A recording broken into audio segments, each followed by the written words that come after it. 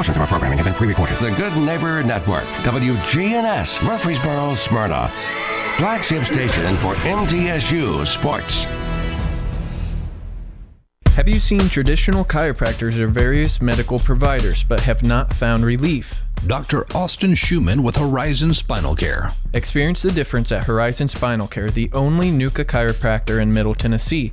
No twisting, popping, or cracking. A gentle touch and controlled contact on the first vertebra of the neck is designed to restore balance to the entire spine. Call Horizon Spinal Care today at 615-203-5111. Visit us online at horizonspinalcare.com. Most people know that their insurance can provide them with coverage for the many life's mishaps. But I can help you also unlock discounts, save money, and get benefits with Farmers Insurance policy perks. Whether we're discussing home or auto insurance, I am here to help you understand these great perks. Call me, Mark Lewis, at 615-625-7070 for a quote, and you can get a whole lot of something with Farmers policy perks. We are farmers. Bum, bum, bum, bum, bum, bum. Not available in every state. Only available at select Farmers branded policies underwritten by Farmers Truck or Fire Insurance Exchanges or affiliate. Hey Rutherford County, it's Mark from the Safe House. And now the security riddle of the day. What do big box, fake safes, face masks, and Joe Biden have in common? They don't work, and they promise things that isn't true. So don't get a Joe Biden level of security. Come down to the Safe House and see what a real safe looks like. Unlike most of the other safe dealers in the area, we have safes in stock ready for delivery. And at the Safe House, gun safes are sales tax free. That's right, sales tax free. So drop by the store or go to NashvilleSafehouse.com. That's NashvilleSafehouse.com. Are you concerned with the state of America, your state, and your community? Then you're in the right place. This is the Rutherford Magazine Show with host Mike Sparks. He and guests are here to talk local politics, history, faith, and freedom.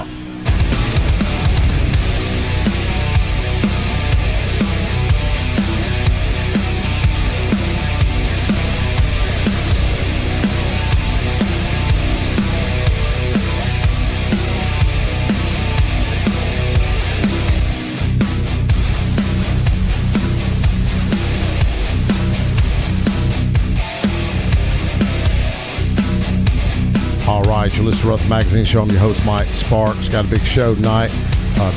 Been wanting to get this guy up for a long time. We're going to talk about some hardcore hitting subjects. Going to talk about some fake news, journalism. Is journalism dead today? Talk about the state of government that I think is broken. Trying to think of some hard questions to ask this guy, but I put a little trivia question on Facebook. Let me see if anybody's guessed this yet. I'm trying to give him a hint who's coming up with me. Let me just see if anybody got this poll yet. I had some people that were close, but they didn't get it. Let me look real quick. All right. Nope, no one's guessed it. Someone said Bracken Mayo, Dr. Larry Burris, Demetria, Kyle Demas, I guess. That was Rob Mitchell, Kristen Mackick guessed Larry Burris, and I gave him a hint, and I put Pulaski. Okay. Tell them who you are.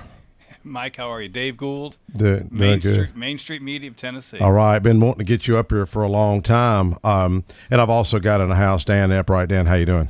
Pretty fine. And I've got Jeff Neal in the back. Hey, Jeff, how's it going? Jeff writes for you. I know Dan writes for you, and how far did you drive to come in here? I live in Gallatin, so okay, 40, 50 miles, something like that. Would you come in 109? Mm-hmm. And 109. Then come straight up 840? Mm-hmm. Yeah. Sure did. What do you think about that new bridge and all that widening of 109? Yeah, it's fantastic. I tell you, it used to be a mess. Man, somebody must have known somebody to get that bridge as pretty as it is. You know what? You ever thought about that? Yeah, it's very nice. It's a pretty bridge. You think there's anything going on nefariously to get that fancy bridge? Of course not. Our legislature wouldn't do anything like that ever. Somebody had some pull up in there. I drove that when I had my car business for years, going all the way up there. And man, that's a dangerous road, 109, especially that 2-lane area. And there's times that Jefferson Pike and Smyrna, I'd leave out of my old car business and I'd get blocked 2 miles down the road. There'd be a dump truck turned over or something. I'd have to either turn around and come back home, or I would drive to to 65. So coming back, it's a little shorter 109 for you. Yeah, Okay. yes, it is. And I'll tell you, you're right about the danger. You know, there's an intersection in Wilson County there at Academy Road where there were several fatal accidents, and we started writing a lot of stories about it and covering it in editorials, and they actually put a stoplight up there, so we were glad to see that. And it slows things down, but you know what? It was not safe. Yeah, So, yeah. Well, that's the power of journalism. It is, That's the power of a absolutely. story. You know, do you think journalism is dead today? No, absolutely not. I mean, there are more people consuming news than at any time in human history, if you think about it. Yeah. Now, they're consuming it a lot of different ways. They used to get their news from a limited number of sources, and now they're getting their news from all different sorts of people, all different sorts of ways, on all different platforms. Yeah. It's a little harder to control it when there's so many outlets. Yeah. Well, has anybody called you crazy? Once or twice. Your wife? Who else called you crazy? Oh, there's people that you know, when we said we were going to our company's 10 years old, and we said we were going to. Wow. I was leaving a big corporate job to kind of throw it all away and start my own company in this industry that's supposedly dying. There were some people who really asked, why in the world would you do something like that? Yeah. Yeah. So. Well, why would you?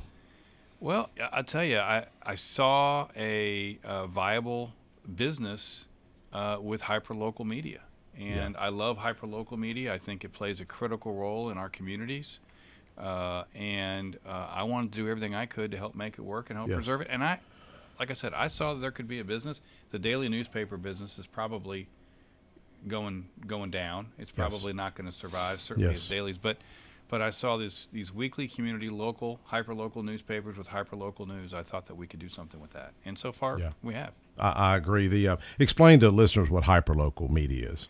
Well, hyperlocal is people are interested. You know, and I say this all the time. Yes, they care about world news and world and national politics and all that, but what they really care about are things that impact their day-to-day lives. So, is the city council going to raise my taxes? When is the traffic situation in my area going to get better? High school sports, events going on around town, interesting people that make the community what it is. That's hyperlocal news, is what's going on in your own backyard. And it's really, you know, people are very focused on their kids and their schools and events and all sorts of things, and that's what we cover. Yes. I want to applaud you for something you done recently. Do you know what it is? That I thought I told somebody, I said something about altruistic motives, and they were like, because it's something you done here recently that I thought was most people would say it was stupid, but it could be ingenious. You know, you want to tell listeners what you done?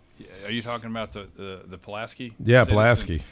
Well, I thought that was cool. Yeah, it's a pretty interesting story. So, in early February, Monday, the first Monday of the month, the owner of the Pulaski Citizen, a newspaper that's been in Pulaski for 170 years, said on social media they were going to shut the paper down, and next week would be their last edition. Wow. I found out the next day. The day after that, I called the owner and said, "Well, have you considered selling the paper instead?" And he said, "Well, I'd be interested in talking to you." So I went down to Pulaski the next day, and then on Friday of that week, after doing some due diligence and meet with the employees, we thought we could make it work. We made a deal and bought the paper. Wow. And it's so you just read about it in the paper or online, and so no one called you to say, "Hey, will you buy it?" or something like that? No, I think the owners, you know, when I kind of asked them, "Why didn't you all consider selling this?" and they said, "You know, we just really didn't. It wasn't doing well, so we just really weren't sure how that was going to work." And so really, yeah. So, you know, and it's, you know, financially, it's certainly not in the situation it needs to be, but we've already made some pretty quick changes, and I can tell you, there are great lessons to be learned. The people that we have talked to down in Pulaski are so grateful that we've kept the paper going, and it's been quite an experience for us. Yeah. I just thought it was very, very admirable for you to step up and do that. I mean, it's just because, you know, I've seen the media. And I hate to say fake news. I know everybody gets offended, but it's sad when they'll go cover, it's clickbait today, and it's clickbait. And you got serious issues. You've got heroin addiction out there. You've got fentanyl coming across the border. I mean, I had to run a mother to Vanderbilt to, you know, her daughter overdose on fentanyl. That's not going to make news. But, you know, I made the comment. I used the word inner city. I think I shared this with Dan last year. I may have shared this with you. We were talking about education. And one of the reasons teachers or want to leave the profession is a lot of it's childhood behavior. And I just used the word inner city because I was interviewing a guy from a rural area in education. I said, well, you may not deal with the issues like the inner city. It's going to be a little different. And that made news. Because I used the word inner city, that made TV news because they use the word inner city. Yeah. So here's what's, and it's political. And here's what we've got going on. This is what I've tried to tell people, even Dr. Larry Burris years ago. First Amendment is under attack.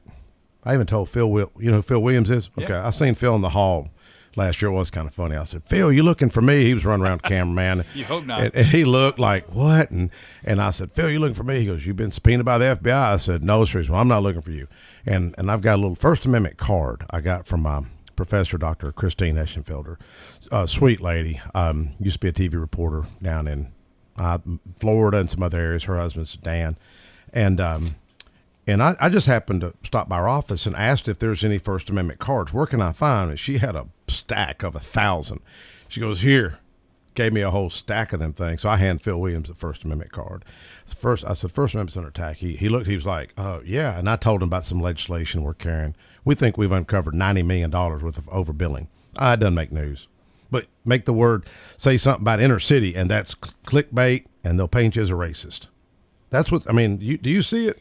Yeah, I mean, I've experienced it multiple times. I mean, I think especially the national media and the corporate media that you see, I agree with you on the whole clickbait situation. I think it's a big problem, and that's why, I think we all have a vested interest, and I think, Mike, you all and the legislature has a vested interest in making sure that local media continues to thrive and exist. Yes. And we have a good ecosystem for that, because otherwise what you're going to be left with is all the stuff you're talking about. Yeah. And that's not what you got. Oh, it's sad. I've witnessed it. Is Main Street one word, by the way? It's 2 words. Oh, it's 2 words. 2 words, yeah. Well, so Main and then street. Okay, just make it sure. I don't want a typo, okay? I put that on Facebook and I looked back and I spelled journalism wrong. I guarantee you that'll get you some the word the spelling police will be on patrol, give me a hard time. Well, people toss around the First Amendment. The First Amendment. There's a lot of people that haven't even read it recently. They don't remember what it says, you know. And it talks about religion, and it talks about speech. I tag my emails with it. First Amendment of the Constitution of the United States of America. Congress shall make no law respecting an establishment of religion or prohibiting the free exercise thereof, or abridging the freedom of speech or of the press, or of the right of the people peaceably to assemble and to petition the government for a redress of grievances. That's a pretty handy thing to have. It's been spelled out explicitly, and people forget. Yes. No, I applaud you. It's I called both these guys and gave Dan a trivia question. I said, I got a guest on the radio. So you want to join me tonight? And he goes, well, who is it? And I was like, well, take a guess. How'd I give you the survey? He said he's going to be insulted if you don't have him in at least the top 4. Yeah. No, you got it on the 4th try. What was the first guess you thought I had coming up? Oh, Cameron Sexton. I think he was the 3rd. I think Major Marty General Holmes was 2nd. Oh, General Marty. You thought Marty is a swell guy. Yeah, and you thought I thought Marty. maybe somebody had hauled him up the stairs or something. And you said Jeff Holmes. You know General Holmes. Yeah, he's a great guy. Rutherford County boy. Yeah, and then Las Casas, and then he finally guessed you on the 4th time. Well, there's a thing in newspapering that says, don't write a story about your own speeding ticket. So how am I going to put my boss's boss on the list of my favorite people in the universe? That would be very self-serving. I am honored to be thought about in those other 3 very important and great people. So thank you. I'm honored. I really am, Dan. I'm honored. Well, and when I called Jeff, and Jeff's got that like rough voice, I said, "Hey, Jeff Neal," because he'll call me Mike Sparks, and Jeff Neal's, I got somebody coming on the radio you like, and he goes, "Who's that?" I said, "Donald Trump." And he goes, "He's gonna be arrested Tuesday." And I said, "No, I don't know if he is or not." But anyways, if he gets arrested, he'll be the next president of the United States. It's funny how that stuff can backfire on people. I mean, it really can. But going back on the Pulaski now, let me ask you this. And maybe you may not want to share live what your strategy is, marketing, but what's your plan to turn that paper around? Yeah, I mean, the paper, the individuals at the paper are doing a pretty good job. And so you've kept the employees? Kept the employees. Wow. And there were some. So the company we bought it from actually took a couple of the employees with them who were handling some back end stuff that we really didn't need as much help with, HR and finance. But there are some things on the expense side we've been able to fix right away in terms of printing and distribution and save some money. But really, we're big believers in growing the top line of a company, and we've done that in our company. And that's, a lot of newspapers have walked away from generating revenue from advertising, and we haven't done that. We believe you build a big audience, then you can attract eyeballs and you can get advertisers. And so I think there's potential to grow the revenue. There's certainly a lot of readers there. Our subscriptions have already gone up about 15% since we started. In Pulaski? Yeah, I think people realize what they were going to get left with, which is nothing. And how old was that paper? 1854. Wow. 170 Think about years. that. Oldest business in Pulaski. Before the Civil War, my goodness. Wow. Well, I asked your lawmaker, that's Clay Doggett. Yeah. And I was telling Clay, I wanted Clay to say something about it. I think sometimes people get a little nervous. And Clay's a bold guy, so if he's listening, I don't be mad at me or anything, but I say, hey, man, look what's going on. I just think that's so cool, But especially you were able to save the employees. Absolutely, yeah. We were able to keep those jobs, and I in fact, I stopped in when I was at the legislature a couple weeks ago and met Clay and talked to him for a while. He's a great guy. Oh, yeah, he is, yeah. And I enjoyed that, and but the reception, I did an interview with a trade magazine a week or so ago, and we had the mayor of Pulaski on there with me, and because he wanted to talk about how critical and important that newspaper was in that community. Exactly, it is. Let's take a quick break, and when we come back, we're going to segue into a song that's going to offend all three guys. All three of y'all going to be offended with this song, so y'all listen to this song as we segue in after a commercial break. We'll be right back. Have you seen traditional chiropractors or various medical providers but have not found relief? Dr. Austin Schumann with Horizon Spinal Care. Experience the difference at Horizon Spinal Care, the only NUCA chiropractor in Middle Tennessee. No twisting, popping, or cracking. A gentle touch and controlled contact on the first vertebra of the neck is designed to restore balance to the entire spine. Call Horizon Spinal Care today at 615-203-5111. Visit us online at horizonspinalcare.com. Most people know that their insurance can provide them with coverage for the many life's mishaps, but I can help you also unlock discounts, save money, and get benefits with Farmers Insurance policy perks. Whether we're discussing home or auto insurance, I am here to help you understand these great perks. Call me, Mark Lewis, at 615-625-7070 for a quote, and you can get a whole lot of something with Farmers policy perks. We are farmers. Bum, bum, bum, bum, bum, bum. Not available in every state. Only available at select Farmers branded policies underwritten by Farmers Truck or Fire Insurance Exchanges or affiliate. Dr. Automotive Auto Repair and Maintenance Mechanic Shop Garage provides car owners in Smyrna, Murfreesboro, Laverne, and the Middle Tennessee area with excellent auto repair services. Deep-rooted experience in serving both foreign and domestic automobiles allows for proper diagnosis in a timely manner. Check them out online at autorepairsmyrna.com, call them at 615-220-0971, or stop on in at 1205 Hazelwood Drive in Smyrna. Hey Rutherford County, it's Mark from the Safe House. And now the security riddle of the day. What do big box, fake safes, face masks, and Joe Biden have in common? They don't work, and they promise things that isn't true. So don't get a Joe Biden level of security. Come down to the Safe House and see what a real safe looks like. Unlike most of the other safe dealers in the area, we have safes in stock ready for delivery. And at the Safe House, gun safes are sales tax free. That's right, sales tax free. So drop by the store or go to NashvilleSafehouse.com. That's NashvilleSafehouse.com. AFFI is Middle Tennessee's premier choice for pest, wildlife, and moisture control. They specialize in those difficult and unique cases. You can reach them by phone at 615-300-2395. That's 615-300-2395. Or stop in at 200 Glenrose Lane in Smyrna.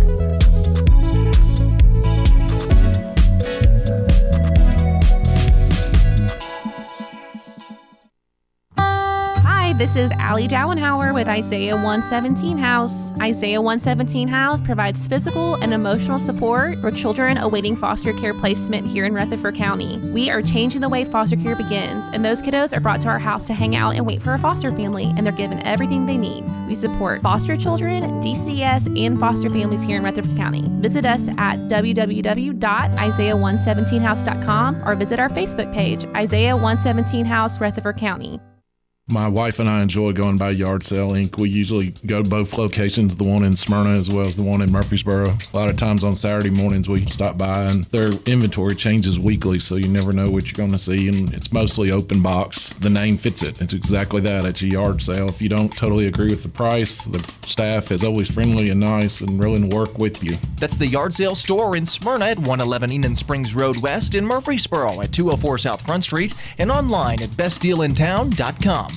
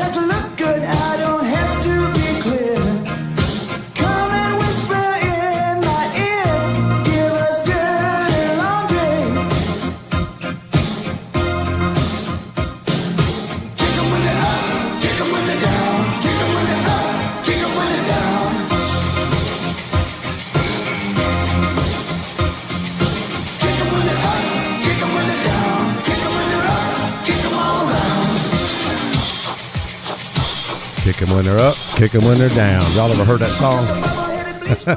Oh, yeah. You've heard it? Oh, yeah. Many times. You don't get offended? No, I don't. No. Y'all blood pressure rise or anything? No. Mr. Gould, it just seems to me, and I haven't been doing this from this side of the fence as long as you, but it's harder to be fake news when you're local, because you go, you got the New York Times guy, and he rides the subway in the work, and he's reading the paper, and nobody knows what he looks like. And he goes into a building that's multi-stories tall, and there's a guy with a gun at the front desk, and he can write whatever he wants to, and he never faces his audience. I can go to Kroger's, or I can go to Publix, and be pushing my shopping cart, through the thing, and I'll have somebody else bump their shopping cart into me and go, hey, you spelled my name wrong. You've had that happen? Oh yeah. Whose fault is that? Is that your editor's fault? Is that Ivan's fault? Well, I'm kidding. we depend on our reporters to spell the names right, but yes. Well, if I give them a bad name, if I spell it wrong. But I think the point, Dan, 100% agree with you. And we say it all the time, when you're covering hyper-local news and your reporters, they live in the communities, they go to church, they shop, their kids go to school.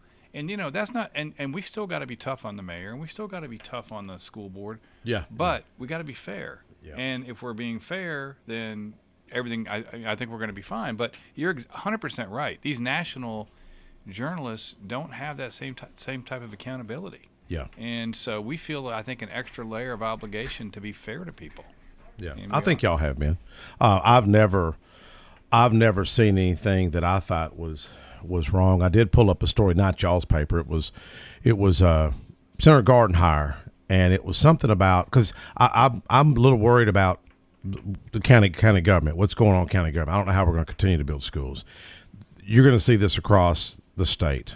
Mark my word, you're going to start seeing counties.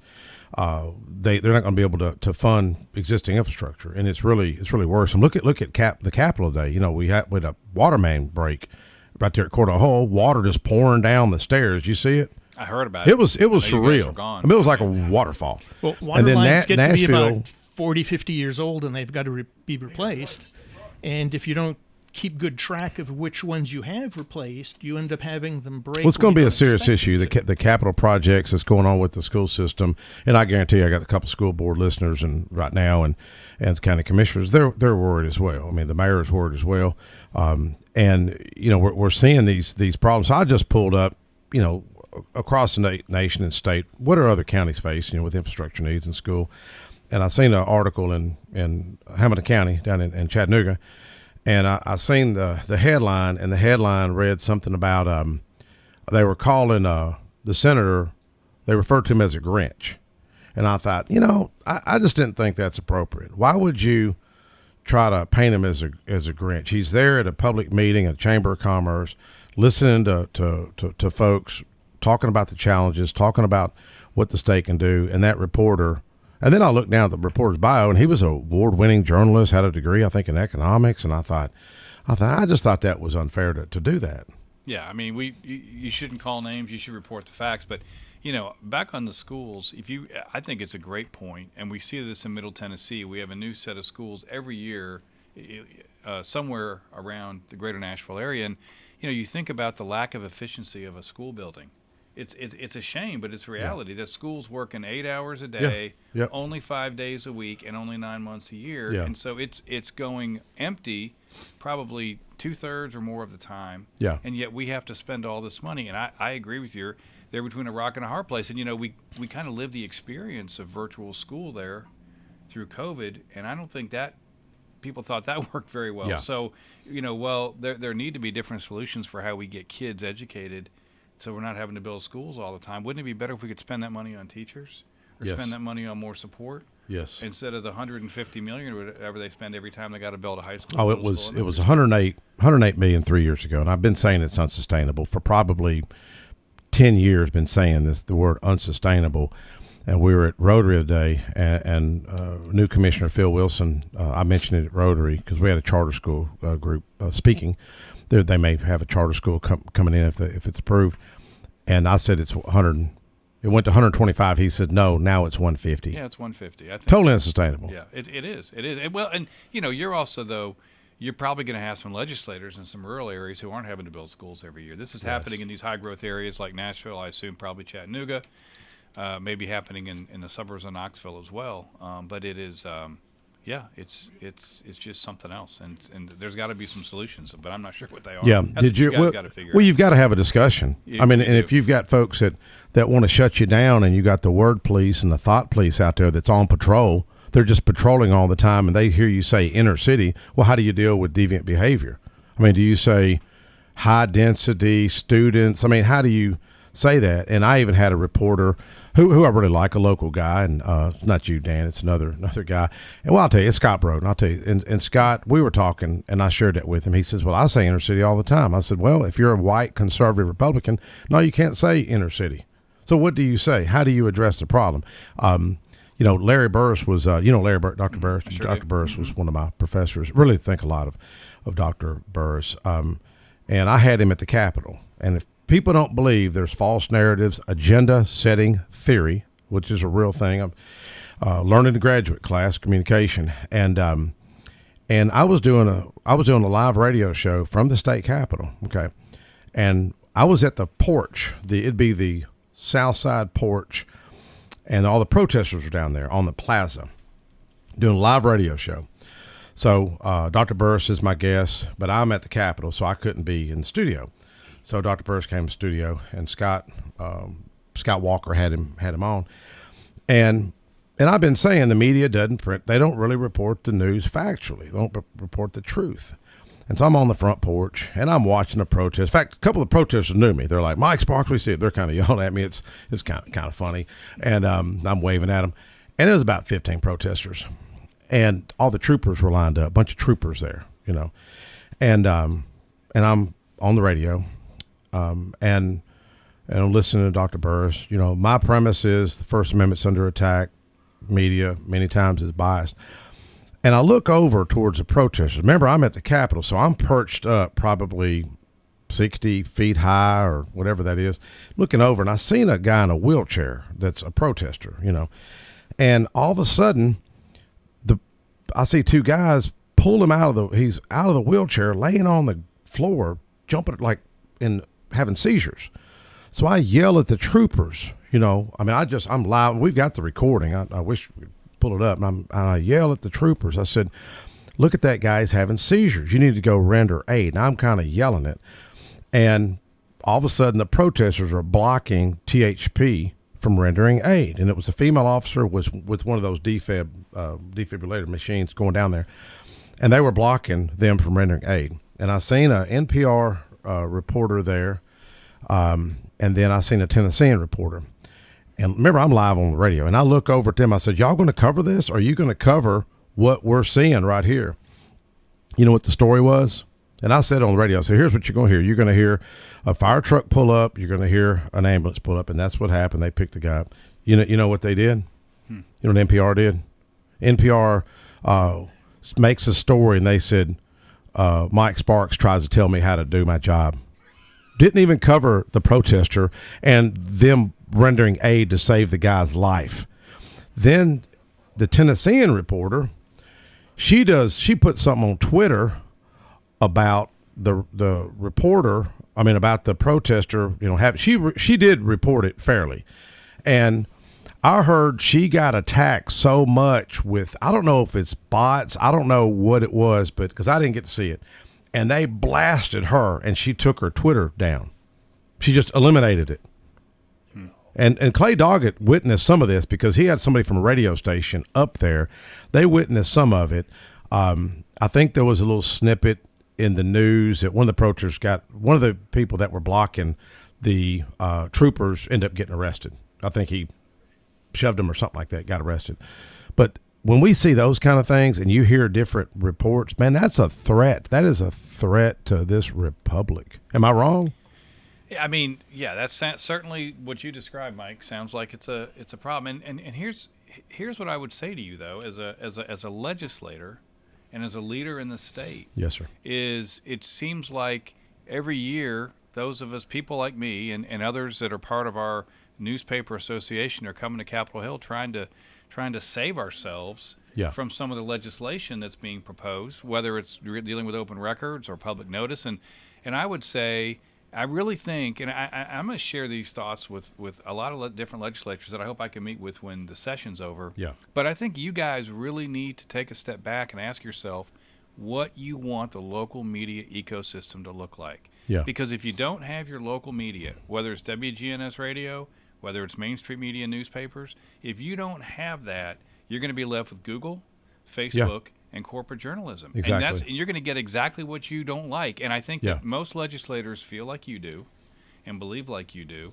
And I'd love to sit down and say, are there some things we can, granted, look, we're covering you guys. We're going to call out what we, bad behavior, whatever that may be. Yeah. But the reality is I do think, just like you guys have a vested interest that we have, broadband across the state, or you guys give incentives to businesses who are creating jobs or whatever, you've got a vested interest in making sure things run a certain way. The media, it was your predecessors that put this, not technically your Tennessee predecessors, but the predecessors in this country, 250 years ago, who put this in the Constitution, who said, we got to have a group of people keeping an eye on things. Oh, definitely. And that's us. And so I think right now, unfortunately, that business model is broken, and it's been breaking for the last 20 years. And so I think the result of that, what you're seeing maybe some desperation of organizations.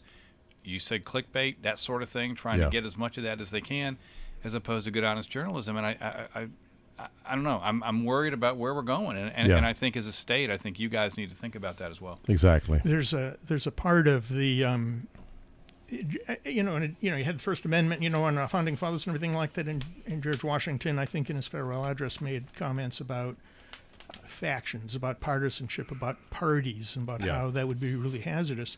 And when you have journalists that either implicitly or explicitly assign themselves to a party, they undo themselves. If you have a newspaper that is a liberal newspaper, why would the liberals read it? They know what's going to be in it. Why would the conservatives read it? They know that it's going to be opposed to all the things they're doing, and really fundamentally, a newspaper's job is to be right down the middle. Yeah. And you say, here's the facts. These people feel this way. These people feel that way. Yeah. Well, you have no purpose. You lost your former editor that went to work. He passed away. Reporter Jason Reynolds. Yeah, Jason Reynolds. I was talking Rest in to. peace. Yeah, great guy. I didn't really know him that well, but I thought he was fair guy. He covered. We had the governor in, and we had a couple of grant presentations. Y'all covered it. Mayor Reed was there, Brian Hercules, several other leaders. I think Mayor Ketchum was there, and y'all covered it. But him and I were talking, and we've been taking care of my mom. She passed in December, and I was sitting near my mom, and Jason had said we were on the phone, and he says, "Well, I'm over here at the doctor. I got to go to the doctor's office." And I was kind of kidding him about COVID. I said, "Man, you ain't got COVID, do you?" He goes, "I don't know what I got, but I'm really feeling bad." And then I got a text 4 days later. I remember I happened to be at Heritage South, and I got a text from Amanda Hunt that worked for y'all. She was on the radio with us here a while back, and she said, "Just want to let you know he passed away." And we were talking about two things. One was the Amazing Grace. I was running that as an official state song, and I had an education scholarship bill that him and I were talking about. He was really kind of interested in that, and then he went on to. Well, I guess he had just started over there at Shelville, and we passed the bill making Amazing Grace official state hymn or song. And I was at his funeral, and I had two school board members that were sitting there, Claire Maxwell and Tammy Sharp, on the back row over at the Grove, the big barn. Mm-hmm. And I had a surprise proclamation for him. And I said to myself, wouldn't it be neat if they started playing Amazing Grace? And then I went up right after. And that's exactly what happened. They played and I went up. And the widow, she was touched. But I really liked Jason. I thought he was fair. How are other lawmakers to meet with when you've went and met with them? How have they treated you? They're very receptive. Democrats are mean, though, aren't they? Actually, some of the Democrats are some of the nicest. Are some of the nicest. No, Are you serious? Darren Jernigan probably. I did meet with Darren briefly, and he was very nice. Yeah. And any jerks or anything? No, no one's been a jerk at all. Yeah. In fact, I think most lawmakers care about their local newspaper. Yeah. And I get that sense about it. Yeah. I think sometimes there might be some of this thinking of, if some of these bills pass, is it going to hurt the big corporate people? But in reality, a lot of this stuff is going to hurt the small guys. And I think when they realize that, we've been successful at really trying to convince people not to vote for certain things. Exactly. But everyone's been really, really nice. I wanted you to meet Angela Bingham before I don't know if is she leaving? She popped in. I wanted you to meet Angela. She does a show after me. And then Bill Wilson, Mr. Murfreesboro. You ever met Bill? No, but I know who he is, yeah. What do you think about somebody that calls themselves Mr. Murfreesboro? Well. He's a great guy, though. I'd pick a shorter name. You ever thought about calling yourself Mr. Gallatin? No. I'm kidding. I don't think anyone would know. Did you grow up in Gallatin? No. I moved here in 2002 when I came to work for the Tennessean. You got like a Midwestern accent. Yeah, I was born in Chicago. And okay. We moved all over the country when I worked for Gannett, who owns the Tennessean. Yeah. Came here in 2002 to work for them. And did that for 11 years before I left and started this company. Yeah, because you and I met at MTSU. Yeah. Years ago, it was a ball game. We're up there, press box, whatever it was, and you told me you wanted to try to buy a newspaper or something. You remember that? No, I don't. I've never. Because you and I been to that talked press about box. that. I'll tell you, when I met you was at my recollection of meeting you was at a leadership Middle Tennessee dinner in Rutherford County. Oh. And we didn't own a Murfreesboro paper at the time, but we did own some, and I told you. Because you and I talked about it, yeah. I'm really interested in Murfreesboro. Yeah. If anything comes open, and you were very nice and gracious, Yeah. and we talked for a while. But at the time, I wasn't involved in communication or journalism or anything. And I just seen what's going on, and I'll tell you, it's one of them Godwink moments. You're a believer, aren't you? Absolutely. Absolutely. I know Dan's kind of questionable about Dan. No, I'm kidding. He's a strong believer. But I needed one more class to finish up at MTSU, and I finished my degree late in life, and I had to have I took a May master class, and the only thing that was available was free expression, And I'll be honest with you, I really didn't know what free expression was. I thought it was like a philosophy class, and I thought, well, I'll just knock this thing out in 3 weeks, just have 3 credit hours. Went in there, and it was Dr. Larry Burris, and I was like, wow, this is really interesting. I never really thought, as conservatives, we think about the Second Amendment. We all rally about the Second Amendment, but I'm like, man, if you can't talk about the Second Amendment, it's over with. You know what I mean? I mean, the First Amendment is so vital to the cornerstone of our republic, and I really hit it off good with him. They protect each other.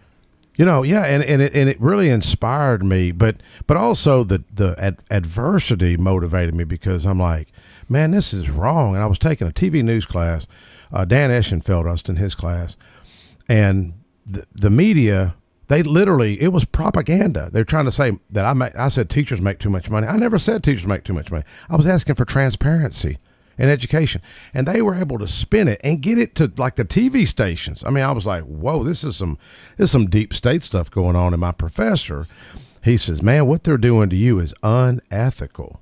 I was like, now you know why I'm here. Ironically, his wife teaches ethics and journalism, so they witnessed what was happening. So it kind of gave me a little bit of comfort that I had experts saying, man, this is wrong, what's going on. And it beat me up. I mean, it hurt me politically. I mean, I still had people that believe that stuff. And this is, George Orwell I think he got it right. You ever thought about what George Orwell talked about? Yeah, 1984. Yeah. Animal Farm. I'd have never thought I'd be talking about George Orwell on the radio, Double plus ungood. Yes, I mean, it's just, I seen it, I was like, whoa. But really, it's really been a blessing. It's really been a blessing going through that. I think we got a caller. Caller, go ahead. Hey, this is Marty. Hey, Marty, how's it going? Good. You got a really famous guest up there with you today, don't you? Dan Eppright? Yeah. No, I'm kidding. Yeah. Have you got to meet Dave, Marty? Well, sure I have. I used to sit beside him in Rotary. How you doing, Marty? I'm That's right. good, Patrick Dave. was in there with us. Yeah. I miss Patrick. But I want to call in and applaud Dave because I made him famous and he made me more famous. Tell him why, Marty. Okay, a while back, one of your reporters did a story on me while I was in the hospital. Oh yeah, I remember that well. Yeah. And you won a huge award for that photo. We did. Beautiful photo. That was cool. It really was. It was something else. It was very inspiring. The whole story was. Yeah, it was. That little girl, I don't know where she went, but boy, she did a great job on that story. And man, that photo of me was probably one of the best I've ever seen, Dave. Yeah, it was. And hey, I'm kidding about that. I'm just being there. It was a good photo. It really was. Yeah, it was.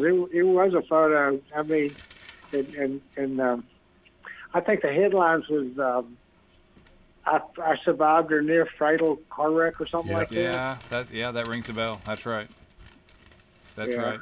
Well, it was inspiring, and we're just so glad that you've really turned the corner and recovered through all this. So Yeah. What was that little girl's name? Taylor Courage. That's right. She was in my class. Yeah, we sat together in class, and I think we were taking it was radio news, I believe. We're taking, and the students have been, all the students I've dealt with been pretty good. It's a little different sometimes.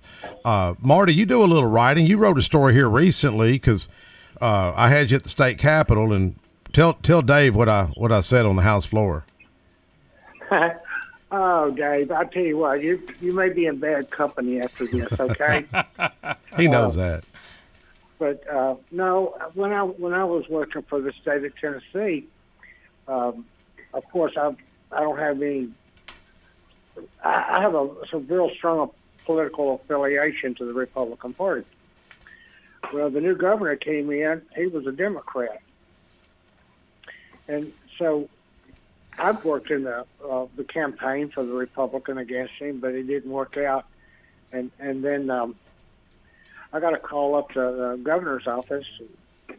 I walk in there, and he said, you're on the sofa smoking a cigarette and drinking a scotch. And people say, how'd you know it was scotch? Well, I was a scotch drinker. I drank the scotch out of a blue bottle. So I smelled scotch he had, and I knew it was straight up. It was 11 o'clock in the morning. He had a scotch and a cigarette. And so the guy that was in there with us. Hey, we can't use profanity. Just don't use any profanity. Oh, I can't? No. Wait a minute, Mike. You and I almost got us kicked off the air for your profanity. No, it wasn't mine. Those words are allowed. I'm not going to say them, but they're allowed. I've talked to Bart. Go ahead. But go ahead and finish the story. I'm not going to use any profanity. I'm above that. But anyhow, the man that was in there, I don't recall who he was, but he said, we're having a difficult time justifying you in our administration. And I said, well, I'm having a difficult time working for a blankety-blank Democrat. And the governor said, as long as we see eye to eye, why don't you get your blankety-blank ass out today? So I went back to my office, packed everything up, and I moved out. But I take pride in probably being the only public servant ever fired by the governor himself. Well, tell us who the governor was. Ray Blanton, who eventually ended up going to prison and dying in prison. But what was really interesting, they did a movie about the governor and his corruption. And I played an FBI agent in the movie. Did you really? Yep. Nice. For real? Oh, cool. For real. Sure did. Oh, yeah. That is cool. Well, why don't you work on that column that you working on the day? Maybe Dave may print it or something, you know? Yeah, we'd love to publish it, Marty. Send it to us. Okay, well, we can do it. Mike's got a copy of it. I mean, yeah, I can get it over to you. Yeah, use that. Maybe that. I'm not trying to tell you how to do print your paper, but maybe use that same photo or something like that, or an update. Okay. Well, Marty, got anything else? No, sir. I'm just enjoying the show, buddy. Thank you, brother. Take care. Take care, Marty. Bye. Okay, we'll see you. Yeah, that was pretty cool. We're going to take a quick break. We'll be right back.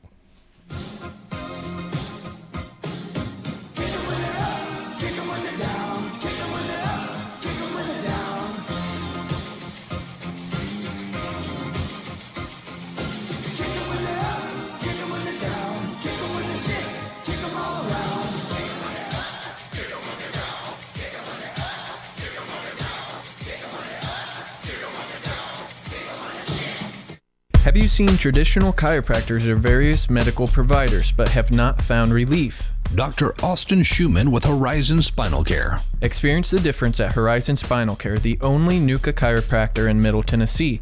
No twisting, popping, or cracking. A gentle touch and controlled contact on the first vertebra of the neck is designed to restore balance to the entire spine. Call Horizon Spinal Care today at 615-203-5111. Visit us online at horizonspinalcare.com. Most people know that their insurance can provide them with coverage for the many life's mishaps, but I can help you also unlock discounts, save money, and get benefits with Farmers Insurance policy perks. Whether we're discussing home or auto insurance, I am here to help you understand these great perks. Call me, Mark Lewis, at 615-625-7070 for a quote, and you can get a whole lot of something with Farmers policy perks. We are farmers. Bum, bum, bum, bum, bum, bum. Not available in every state. Only available at select Farmers branded policies underwritten by Farmers Truck or Fire Insurance Exchanges or affiliate.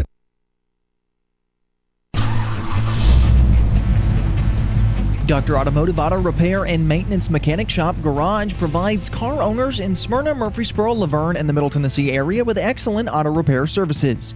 Deep-rooted experience in serving both foreign and domestic automobiles allows for proper diagnosis in a timely manner. Check them out online at autorepairsmyrna.com, call them at 615-220-0971, or stop on in at 1205 Hazelwood Drive in Smyrna.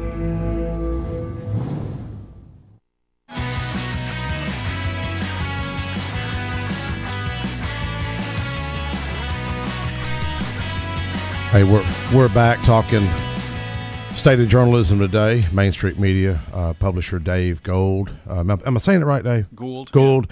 Yeah. And Dan Eppright that writes for him, as well as Jeff Neal back here in the back. Here's a quote that I like from Edward R. Murrah. Have you ever studied him? I know who he is, but I haven't studied him. Yeah. Well, he's pretty cool. He had whether you're liberal or Democrat or whatever, you got to admire this guy for standing up for what he stood up for. I mean, he even flew on some bombing raids during World War II when he covered some of that. But I like a quote that he said. He says, "To be persuasive, we must be believable. To be believable, we must be credible. To be credible, we must be truthful." I just thought that was a neat quote. But he took on some tough. I mean, he took on that McCarthy. Yeah. I mean, have you ever seen his interview? Oh, yeah. Man, he calls that joker out. Yeah. And that probably, I think that kind of ended that guy's career. You know? Yeah. Well, that and that hearing when he was called out there too. Yeah, credibility is probably the single most important thing that the media has to have, because if people stop believing or stop thinking you're credible, you've really lost. Yes. You've lost everything. Yes. It's like if a restaurant's making bad food or a business is selling bad product. I mean, we have to have our credibility. Yeah. Well, you know, I think if you, I mean, not that you need advice from me, but if I would be getting to know every lawmaker in Nashville, Democrat, Republican, black, white, all of them, and have your reporters meet with all of them where they see that person daily. And but you know, if I get a DUI, I probably need to be on the front page of the paper. You know, if I say something stupid like I've seen at the Capitol, I won't going to repeat what somebody said here recently. Yeah, that's probably going to make news. You know, but it bothers me where we're seeing such biasness that goes on. And give folks an update on the piece of legislation, if you're okay with that. Yeah, well, there's two pieces of legislation that came, two bills that were filed. One was to move foreclosure notices out of newspapers into a state government website run by the Secretary of State. It was going to profit the state $1 million. The bankers pushed really hard on that, but last week they decided they were pushing for it. Pushing for it, yeah. The bankers wanted because the banks will save money. The banks are going to save money. Yet that also meant that the public wouldn't have as much access to important information. Yeah. But technically, the banks really get reimbursed once that property sells, don't they?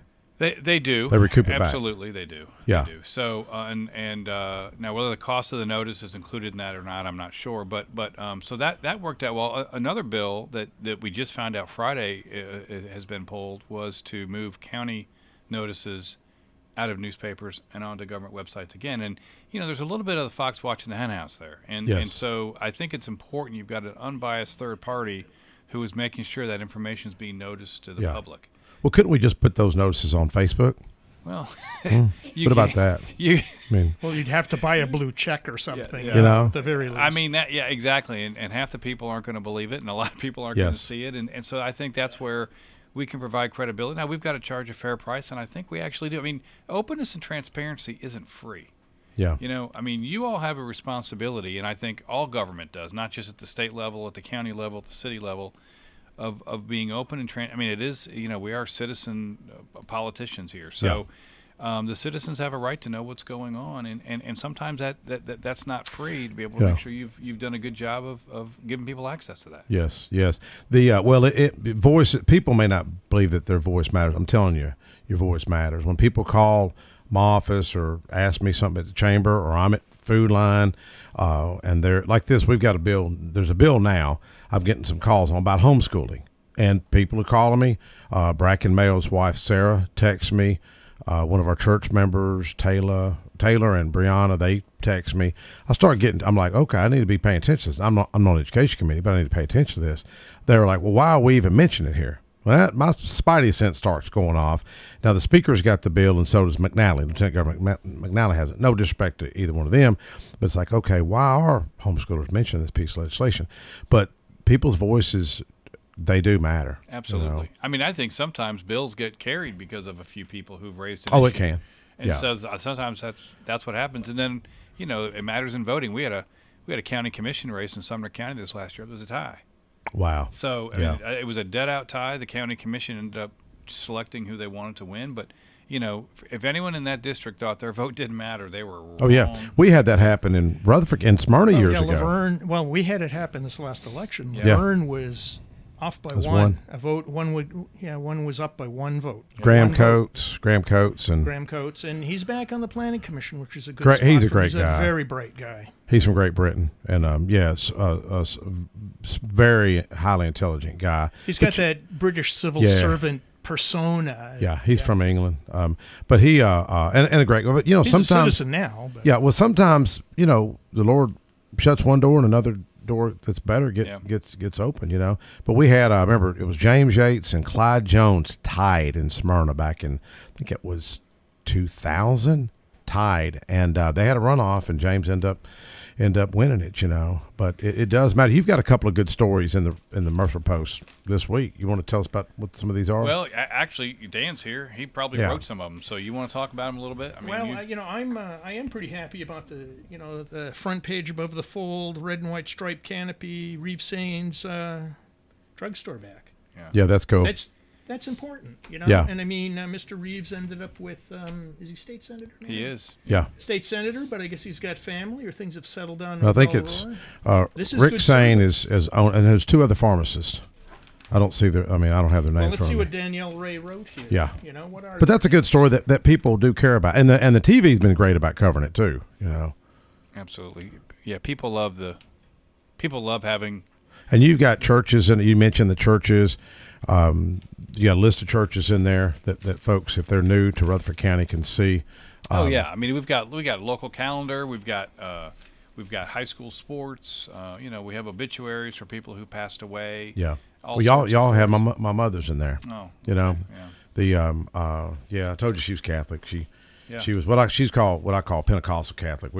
I grew up in St. Rose, and we'd be on the front row. My mom would be full-blown Pentecostal, raising her hands in there, like the only one. Yeah, you don't see that a lot. No. I'm Catholic, and we don't see a lot of that in our church. So. Yeah, Dan, you go to St. Luke's? I go to St. Luke's, and also lately I've been going to a small group over at Hope Church. Hope Fellowship. With Mark Lewis. We have a great time over there. We had a guy from the Gideons come and talk. Yep. And you go, the Gideons, they pass out Bibles in hotel rooms. No, they pass out Bibles everywhere. What was that guy's name? And they've been doing it David Gore is in the Gideons. I am going blank on it. It's not in print in front of me, so I don't remember. Yeah. We do the next meeting. Otherwise, if anybody I'd spell it wrong. It's Men of Hope. If anybody wants to go, it's not next Saturday after at Hope Fellowship. Well, my mentor paid that church off. By the way, Bob Spivey paid that church off. That's awesome. But you sit here and you got, okay, here, have a Bible. All right, and you go, that's very simple. That is just so simple. Yeah. But it's not simple when you've been doing it for decades, and you've passed out 2.5 billion Bibles all over the world. Well, let's see we got a couple of minutes here left. What can I know? There's folks that want to support you. They want to support local journalism. They see Jeff Neal's column, they see Dan Eppright, they see Daniel Ray's column in here, and I haven't met her in person. She seems nice. What can folks do to support you? Subscribe. It's about $30 a year, so it's one of the least expensive things you're going to do. But you can go to MainStreetMediaTN.com. Okay. You can find the Murfreesboro Post there, or any of our newspapers there, and you can subscribe for about $30 a year to one of our papers, or $99.99 to all of our papers, actually, if you want to do that. And we just need more readers, more subscribers. And the thing is that $30 for that subscription, you're saving the price of a meal. But then you get the paper and you clip all the coupons, and you end up with 5 or 6 free meals. It does have a lot of coupons in there. It does. And you've got a story about Goodwill in there. Do you see that? Yeah, That's cool. You ever been to Goodwill? Yeah. Oh, sure. My kids love to shop there. When have you been to Goodwill? They love it. I went with my kids about a week ago. Did you really? For real? The kids love to shop there. Man, I don't do that. You got this sweatshirt from Goodwill, didn't you? It looks like it, but I was over on Church Street the other day. Man, I bought a pair of pants, some Saddlebred, that they're expensive pants. They're $75. Got them they had the stickers on them. Mm-hmm. Got them branded. Wore them to church today. You never know what you're gonna find. Yeah. It's a treasure hunt. And the Church Street is probably Church Street, Knowlesville Road by Concord is probably the best Goodwill. Hey, we've got. But that's a neat story about the wedding nice. gowns in there. Yeah. Okay. Well, thank you guys. Dave, give us a final word. Well, Mike, thanks for having me on. We just, like we said a minute ago, we love people to support local media, and whether again it's WGNS radio, it's Main Street Media, local newspapers, it's just other people doing things locally. Yes. I think that's really critical, and so any support we can get, we greatly appreciate. Well, we sure appreciate it. Thank you, Jackson. We'll see y'all next week.